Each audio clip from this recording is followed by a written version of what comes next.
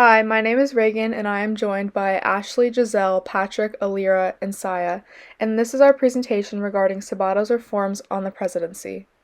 For the structure of the executive branch, we have the president, who acts as head of state and commander-in-chief of armed forces, and is also responsible for implementing and enforcing laws by Congress.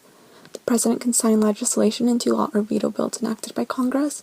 Sometimes the president may negotiate an executive agreement in order to deal with foreign governments on some sort of issue. This is frequently used to implement a border agreement in a treaty and is typically without formal consent by the Senate. Within the executive office of the president, which is the administrative organization that reports directly to the president, there are four main agencies which remain significant assets for present-day presidents. They are the Office of Management and Budget, the White House Office, the National Security Council, and the Council of Economic Advisors. We also have the vice president, who is ready to take on the role of president in case of emergencies where the president may not be able to carry out its duties. The cabinet and independent federal agencies are responsible for the day-to-day enforcement and administration of federal laws. There is also the executive departments, independent agencies, and other boards, commissions, and committees. So this is weaknesses in the current structure, and that's for Sabato.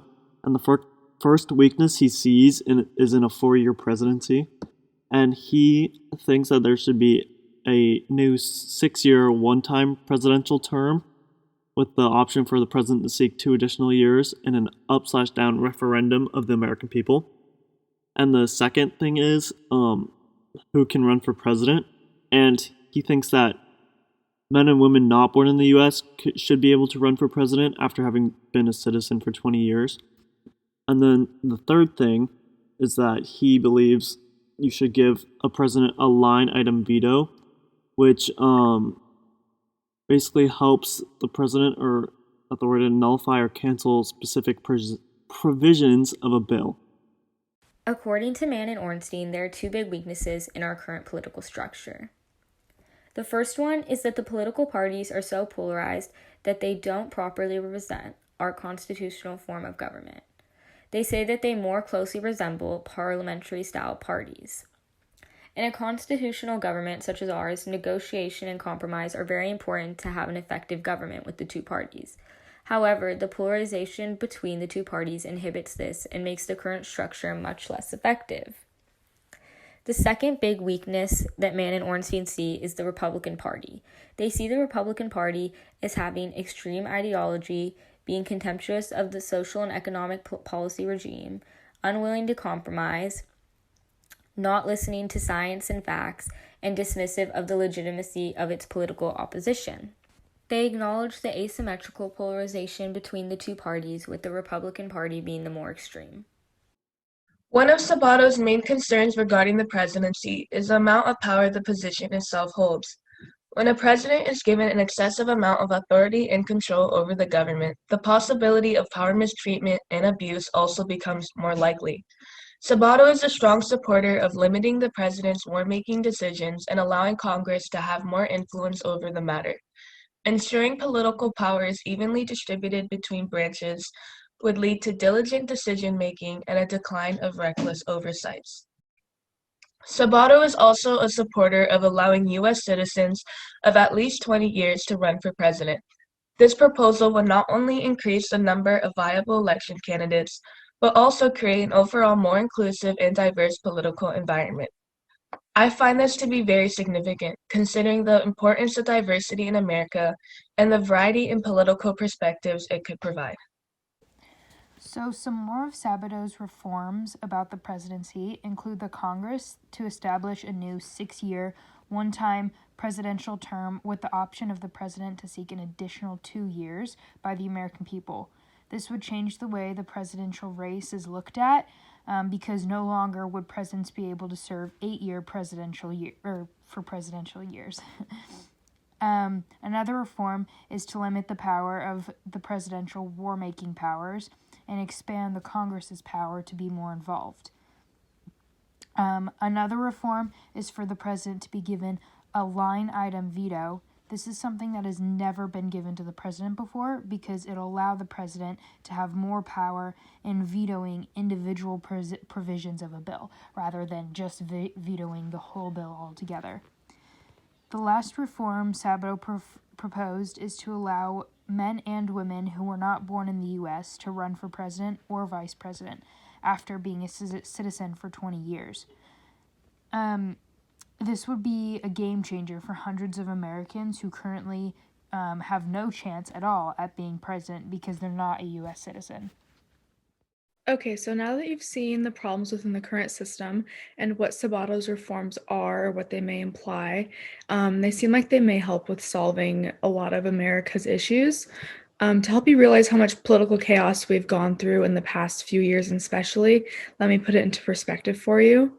We all have firsthand experience as we've watched polarization occur in our political system over the past few years. If we just talk about this year alone, we have seen COVID, inequality, the economy has dropped and people have lost their jobs and various other things. And for the most part, the American people are aware that we need to do something about this and we do want change. So with this being said, we believe that Sabato's reforms should help decrease the rising tensions and have a return, hopefully, back to bipartisan agreements. Personally, I don't fully agree with all of the amendments that he proposes. However, I do know that the majority will help. So let's take a look at the amendments that we as a group believe will benefit the United States.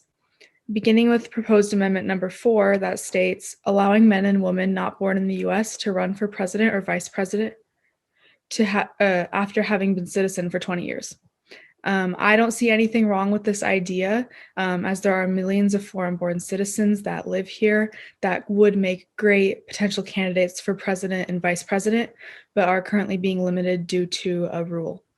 In addition, citizens born in other countries would bring a new perspective into office that we don't have when it comes to almost any issue, but especially regarding international affairs, immigration, different cultures and customs, etc. And depending on how you look at it, being a citizen for 20 years would also allow them to not only bring the cultures and customs that they have brought from whatever country they were born in, but also gives them enough time to adapt to American ideals, morals, and customs. So basically, it gives them enough time to understand every aspect of life and how our government works in the United States. Moving on to idea number 3, giving the president a line item veto. Firstly, most states give the governor the power to have a line item veto already. So we do generally know how successful it is in state governments. In addition, we believe this is a good idea as both parties would be able to agree on an act. As of right now, due to our deep polarization, almost no bills are passed bipartisanly. And adding a line item veto means that we could reach a middle ground on many new laws. And presidents will be able to stop completely vetoing a bill automatically if it is created by the opposite or opposing party. If nothing is done about this, and especially if the executive and legislative branches are of opposing parties during a term, then few to no bills will probably ever be bipartisan. For some proof, besides just of everything happening right now, we could take a look at examples from 20, 25 years ago even. For an example, we could look at the Family and Medical Leave Act in 1992, which was passed by the Democratic Congress. Then it moved to President George H.W. Bush, who vetoed the bill. And then after, it went back to Congress, and they changed the wording and reworded it so it sounded better.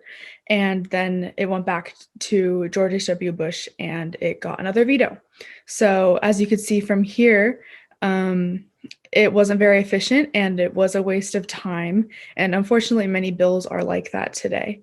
So if we don't do something about the current way the veto is used, then the gridlock will likely stay in place or get worse. Finally, we'll take a look at proposed rule number 2, which is limiting some presidential war-making powers and expanding Congress's oversight of war-making.